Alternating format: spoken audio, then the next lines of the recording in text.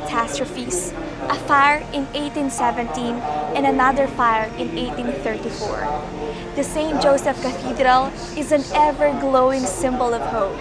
It lights up the fire of Alaminians' faith and illuminates their strength and devotion.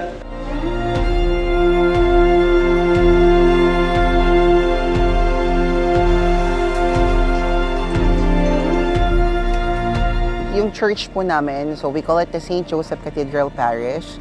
So it started way back 1610. So dun po talaga nanggaling sa may Catholic Directory of the Philippines na ang patron saint po namin dito sa Alaminos is si St. Joseph. Then way back 1700s, ang church po kasi namin yan dati, libingan po yan. Ang storya po niyan, meron pong isang matandang lalaki, yung taga-bungkal ng lupa. Doon sa mismong foundation ng church, doon niya daw po nakita si St. Joseph. Yung mga Augustinians recollects kasi during that time yung talagang nagsimula ng church namin. So, nag-establish sila doon ng church. During 1700s, nasunog yung area. And then, so yun, after like 10 to 16 years, nag-establish na naman yung church namin. I think in the history of the devotion, there have been miracles already that happened, especially during a certain fire that happened dito sa Alaminos. Malaking sunog po yun at napahinto ito and they attributed that miracle to St. Joseph.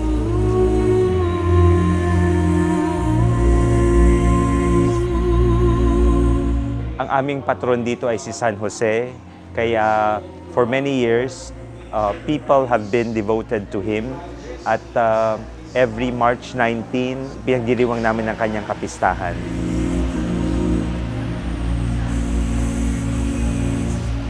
Yung church yan that's made of the nipa hut, yung buong area niya, parang yun yung symbolize ni St. Joseph the Carpenter na nag-represent ng church namin. So from nipa hut, nagkaroon na ng mga woods, naging woods na yung foundation ng church. Way back to 1900s, na lipat na siya ngayon sa diocese na siya ng Alaminos, which is under Father Cabrera. So simula noon, yun, nag-start na po yung development. Ngayon, yung church namin, that's like around 200 years na siya. People really come here to devote themselves and to really pray to St. Joseph for his intercession and for his help. We have about anticipated Mass on Saturdays, and then we have 6 Masses on Sundays, and the church is always full.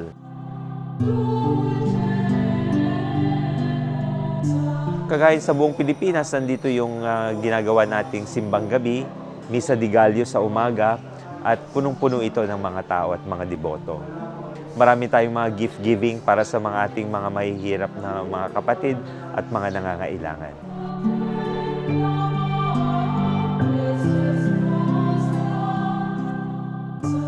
For more than 200 years, the church remains a beacon of hope, a reminder and a lasting testament of the enduring and unshakable faith of Alaminians.